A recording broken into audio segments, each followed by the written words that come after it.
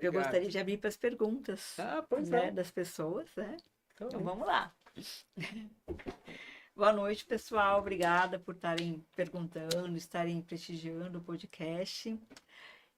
Boa noite, Cidinha, Maria do Carmo, Ceneia, né? E vamos lá. Muito obrigada, gente. A importância em ter uma espiritualidade para o equilíbrio emocional. 100% com a espiritualidade é muito, muito importante. Sem espiritualidade não tem equilíbrio emocional. Então, na espiritualidade, nós estamos falando em alguma coisa não ligada à religião. Pode ser ligada à religião? Pode, sem dúvida. Porque cada trauma que a gente vai tendo, se a gente não entender bem deles, essas partes nossas que foram traumatizadas faz com que a gente fique bloqueado naquelas situações antigas e não queira crescer, arriscar.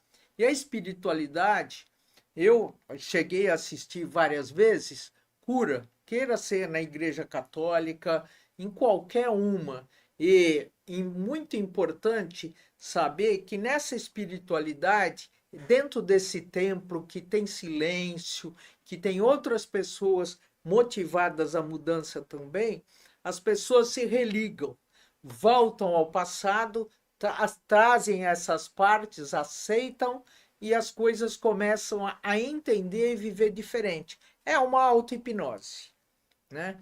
E a espiritualidade nada mais é do que, além da religação, entender a missão que a gente está nessa vida.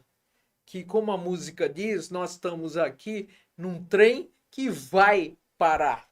E nós vamos ter que descer da estação. Então, enquanto a gente está nessa viagem chamada vida, é uma oportunidade maravilhosa de estar podendo conviver, aprendendo com o outro, se religando consigo mesmo para ser um ser humano melhor. Então, na minha opinião, espiritualidade é isso aí. É o desenvolvimento da própria pessoa para uma evolução, entendendo os propósitos de vida dele e muito mais profundo é deixar um legado depois que a gente se for. O tratamento comportamental ajuda só adulto que tem TDAH? Não. O adulto com TTH é a exceção de um consultório das consultas. A grande maioria vem por ansiedade. E o segundo maior mudanças dos que os clientes desejam é sair da depressão. Entendi. Mas acho que a questão aí foi só que em relação a crianças, pelo que eu entendi, né? Só adulto? Se pergunta de criança, pois é. A criança com TDAH é um tratamento já mais difícil e os pais têm que ter muita disciplina. Então, a orientação é os pais fazerem a terapia. Entendi. Em geral, o pai que é mais motivado, né, dentro dos pais, é a mãe o mais motivado. Então, a terapia é rotineiramente para a mãe, para ela aprender a lidar adequadamente com a criança com TDAH. Entendi.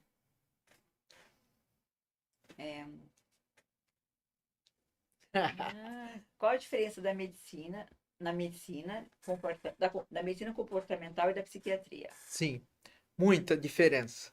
A psiquiatria foi focada durante toda a formação do médico, a residência, no paciente doente. Então, no esquizofrênico, em todos os tipos de psicose. E a medicina comportamental não. É umas pessoas mais saudáveis, de mentes sem uma doença psiquiátrica daquelas que a gente pode classificar e que tem distúrbios, por exemplo, da ansiedade, coisas que o comportamento familiar vieram trazendo, seja pela genética ou só pela parte comportamental. Modelo. A obesidade pode ser tratada com a medicina comportamental? Sim, porque a obesidade é uma inflamação e a medicina comportamental trata de fazer as motivações de uma comida adequada. Quando você fala em dieta, a pessoa já se sente que ele vai ser podado, né? Como uma árvore que vai ser podado, isso e aquilo. Não, ele vai ter que estar motivado a fazer uma alimentação adequada, anti-inflamatória, para as células deles começarem a desinchar passo a passo. Tá? Qual o papel da atividade física na melhora comportamental? Fantástico. A diferença é imensa.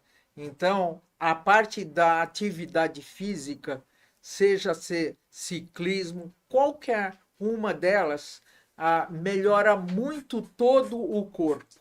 Então, a motivação de estar na rua, fazendo exercício físico numa academia, ou queira ser sozinho aí, até andando só na ciclovia, correndo, como muitas pessoas fazem, a quantidade de hormônios e de toda a parte física muda. E com isso muda muito o humor, as pessoas se sentem muito mais felizes. Faz uma quantidade muito boa de endorfina. E com isso a felicidade aflora. O ideal é fazer todo esse exercício pela manhã, porque à noite nós já estamos mais cansados e o corpo já está pedindo mais sossego. Qual o papel da força de vontade para conseguir realizar? Pois é, aí já tem uma parte que eu já não gosto, não é força de vontade, é motivação. Se você está motivado, determinado, focado, você realiza seus desejos. Daí você não precisa de força para aquilo, Você né? não precisa de força, é Coisa flui, né? naturalmente. É. Parece que a questão de você precisar de força, É, que você desgasta mais, né? isso aí é o que nós falamos no início. Seja esforçado e pense no futuro, não vai dar certo. É igual aquela história, né, da crença limitante, né? Que sem dor não há ganho, né? É. Ou que o trabalhador que trabalha muitas e muitas horas tem uma possibilidade maior de ter uns ganhos com a família, com os ganhos de ter casa própria, carro. Isso daí a gente vê que a maioria do brasileiro é muito trabalhador e pobre, né? Que poucos conseguem ter a ascensão. Boa noite, Mari Moreira. Uhum. Se a pessoa não acredita que precisa de ajuda, qual seria a orientação? Infelizmente, se ele acredita, e já é uma crença limitante, né? São os negativistas. Eles negam que eles precisam fazer mudanças, precisam de um profissional para poder dar essa ajuda. Ajuda entre aspas, fazer um planejamento estratégico para a mudança. É quando a pessoa não quer, não adianta. Não quer, não né? adianta. Obrigada, Sabrina.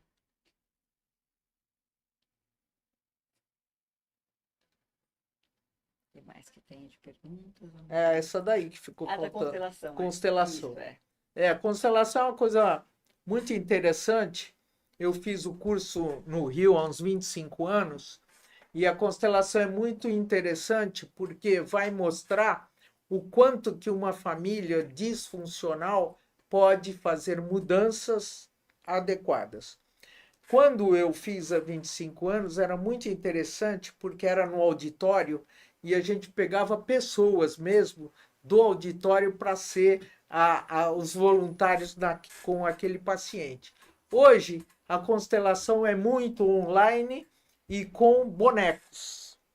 Na minha opinião, eu não gosto.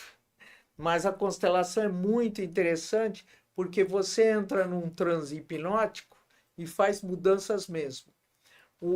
Ela veio, ela foi colocado em prática quando um médico alemão foi trabalhar na África, né? E com lá ele aprendeu como que os africanos daquelas tribos faziam as curas.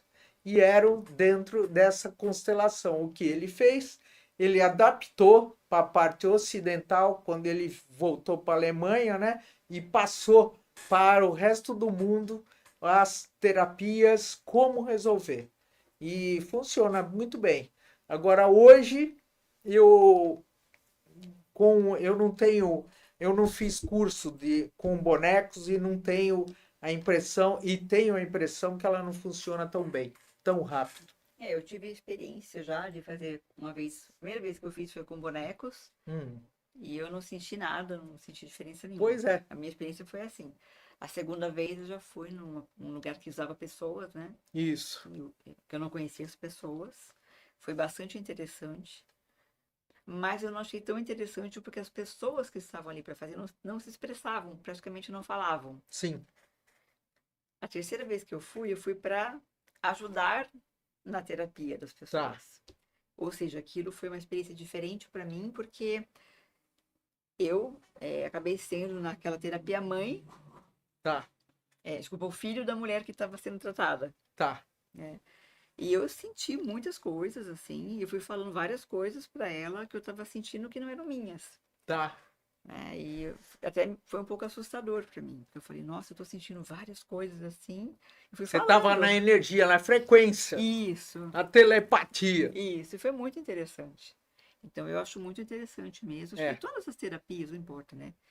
PNL, a psicossomática, terapia de vidas passadas, e assim vai, né? Eu acho que Theta Healing, aromaterapia, a medicina tradicional também, que é maravilhosa, que a gente precisa dela, né? Se a gente focar em que todas elas são coadjuvantes para a nossa vida, para o nosso tratamento, a nossa vida flui melhor. Eu acredito nisso. Com certeza.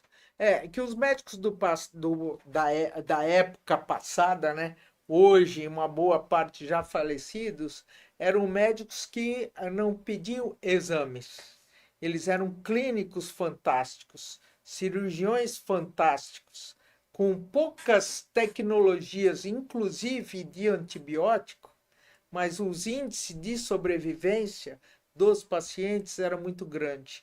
Eles eram muito dedicados. Eu tive a oportunidade, né, de conviver na Santa Casa em 75, 76, com professores fantásticos. Fui paciente, fez meus 3 últimos partos, o Dr. Mário Eugênio Malegni, que era o médico responsável pelo navio, que hoje está aqui no Porto, que é o presidente Bernardi, que era da Antártica, da turma de cientistas da Antártida, né?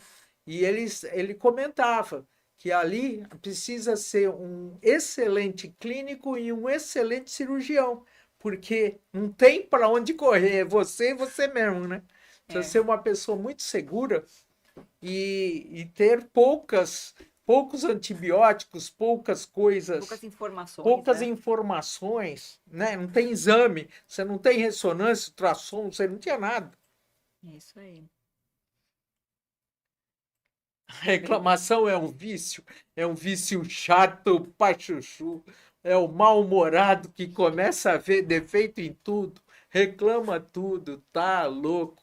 Eu saio fora, não consigo conviver com alguém que fique reclamando. Porque acaba afastando todo mundo. Né? É o chato. É o chato, né? Mas essa pessoa que gosta de entrar nesse ritmo, né?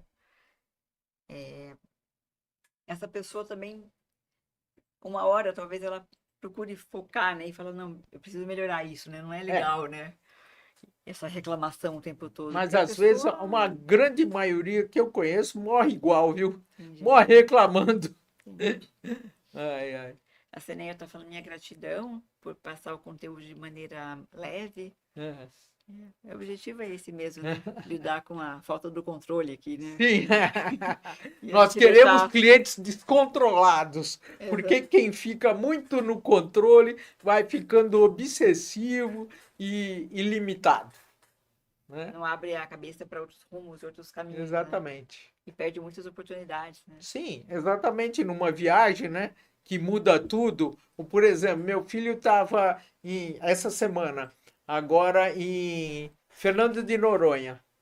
A Voepaz, que faz o trajeto, a volta de Fernando de Noronha para Recife, Recife, Fernando de Noronha, foi proibida de voar pela Justiça. Conclusão, ele conseguiu vir, veio um outro neto meu, os outros ficaram, outros vieram em outro avião, mudou tudo. E tem uma quantidade grande de pessoas em Fernando de Noronha que não conseguiram voltar. Quer dizer, são as coisas que vão acontecendo.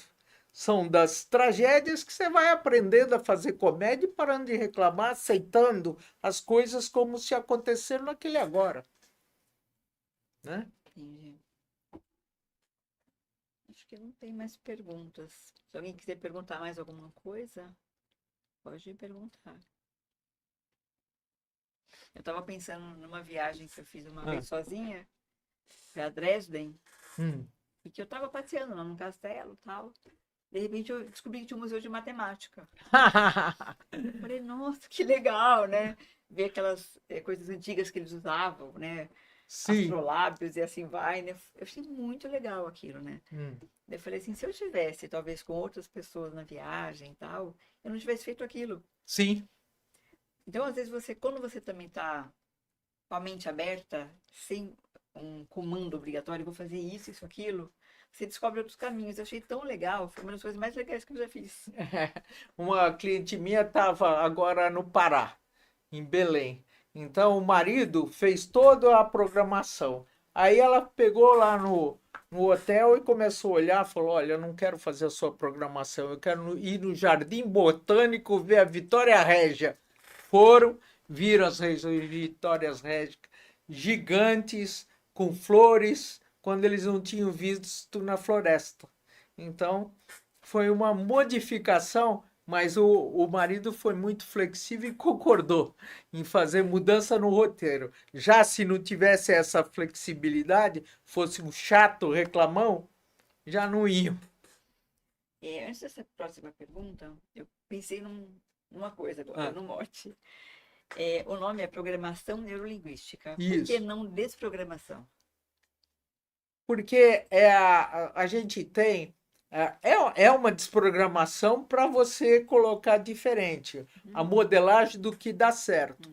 Mas é uma programação porque a neurologia com a linguística, como funciona.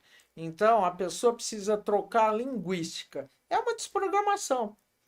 Agora, eu acho que quando você usa o negativo, desprogramação, aí já atrapalha até a motivação da pessoa, já vai pelo negativo. Entendi. Nós temos que ir pela parte assertiva, pelo positivo. Entendi agora. A outra pergunta é: qual o papel das viagens e do bem-estar? Fantástico. Fantástico as viagens. Você ir num lugar novo, estar com o desconhecido, com a surpresa, alimentação diferente. Abre outro mundo. Acho que é muito importante conhecer tanto o Brasil como os outros países, né? Então, essa oportunidade, por exemplo, eu tive em 80, eu fui fazer viagens ao Pantanal, porque o nosso Pão de Açúcar tinha uma rede que era de viagens. E o meu consultório era em cima da agência de viagem. Então eu passei lá e falei, nossa, que maravilha. Quero conhecer Pantanal, quero conhecer a Amazônia. E aí eu fui viajando aqui pelo Brasil. E o Nordeste também é maravilhoso, o Sul. Então, nós vamos aprender muitas culturas, muitas danças diferentes, música diferente, pessoas que não conhecem o nosso meio mas se são espontâneos e dão conhecimento, essa oportunidade de troca. Outra pergunta. Diferença entre hipnoterapia e o PNL? Tá. A PNL é uma hipnoterapia. Usa bem a linguagem hipnótica. E veja, as pessoas acham que hipnose é alguma coisa esquisita. Nós entramos em transe hipnótico desde que nascemos até a morte, em torno de a cada 50 a 90 minutos. Então, hoje, todos nós já entramos uma quantidade imensa de transe hipnótico. E é muito interessante para saber qual é como que cada um vai entrando em transe hipnótico. Toda vez que vai ficando monótono, a gente faz um transe hipnótico natural. Quem colabora é a nossa respiração. As nossas narinas mudam. Se você, telespectador, começar a perceber que você fica com uma narina mais entupida, mas daqui a 40, 50 minutos, no máximo 1h30, muda. A outra é que vai ficar entupida. Isso chama ritmo ultradiano. Então é um ritmo natural, como o ritmo circadiano, que é aquele que muda a cada 24 horas. A cada 24 horas anoitece, a cada 24 horas amanhece. O ritmo ultradiano, então, ele é baseado nessa mudança da respiração, é a troca da narina. E o mundo é baseado nesse transe hipnótico natural. Por exemplo, as aulas, desde que a gente é criança, às vezes tem aquele intervalinho, tem 50 minutos, tem um intervalo para brincar, para tomar um lanche. Por quê? Isso é importante. Aquele tempo que nós ficamos focados na atenção, às vezes a gente fez uma viagem, o olho fica parado assim, né? A respiração fica lenta. E aí o outro pensa, nossa, você estava viajando, né? Essa viagem é um transe hipnótico. Assim como o relacionamento sexual, um ato de orgasmo, é um transe hipnótico. Por isso chama vamos transar. Entendi. Né? Ter amigos é importante para a sanidade mental? Uhum. Sem amigos e sem uma família que te dê um amparo, a sanidade mental fica difícil. É muito importante esse compartilhar. Por isso que o isolamento dificulta, né? Tende à depressão. A Sabrina está perguntando como a medicina integrativa e a espiritualidade podem se unir para promover uma abordagem mais holística e eficaz para a saúde e o bem-estar, considerando a interconexão entre corpo, mente e espírito. Sim, é tudo uma coisa só.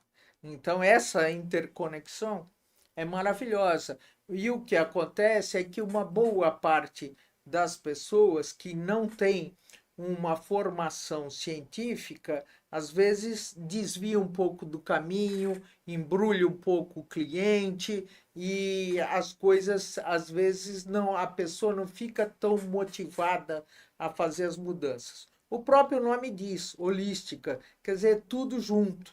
É aproveitar tudo do melhor possível que cada coisa apresenta. Percy que está perguntando como a medicina de autoconhecimento pode ajudar em processos de cura física. Tá. Não existe cura física. A cura é uma coisa só. É uma coisa natural. Veja, vou explicar uma coisa que eu explico para os clientes nessa primeira pergunta que eles fazem. Processos de cura. A cura como um processo natural. Todo mundo já prendeu o dedo na porta, na janela. Né? Se a agressão nesse acidente foi muito grande, até a unha pode cair. E ela nasce novamente. Então, toda vez que a gente se corta, se o corte não for profundo, não for muito grande, a própria mãe, a própria avó, dentro de casa, vai fazer uma aproximação e a cicatriz fica praticamente perfeita. Então, porque o corpo cura. Agora, as pessoas é que fazem tudo para o corpo não curar. Comem comida lotada de conservante, de corante, tudo que não é para ter saúde, mas vão lá, o fast food, a bolacha recheado, o açúcar, são as tentações, né? Aí você atrapalha a cura natural. Agora, tem pessoas que têm defeitos genéticos sérios que o corpo não consegue curar. E nós precisamos entender também, por exemplo, as pessoas mais jovens têm uma chance de cura natural muito maior, porque o corpo estava muito legal. As crianças também. Com o envelhecimento, este processo de cura fica lento. Então a pessoa não fica acreditando que ele pode se curar, né? E começa a fazer um embrulho na cabeça e aí é que a cura não acontece mesmo. Agora, o autoconhecimento é o conhecimento e a informação que são as forças para você chegar em qualquer lugar. A ter bom humor, amorosidade, ter capacidade de entender o que é uma estratégia, fazer mudanças. São ferramentas que a gente pode usar no dia a dia. Sim, sem essas ferramentas a coisa não anda, né? Acho que as perguntas acabaram. Uhum. Então é isso, pessoal. Eu agradeço muito vocês por terem perguntado coisas bastante interessantes, né? Sim. Agradeço a doutora Mirna, porque foi realmente muito bom. Um assunto que eu Fizemos adoro. assim muito espontâneo, né? E É um se assunto que tornou eu gosto bacana. demais, assim, né? Comportamento e saúde para nossas Sim, mudanças. Então, muito obrigada. E até a de próxima, nada. pessoal. Boa noite. Boa noite.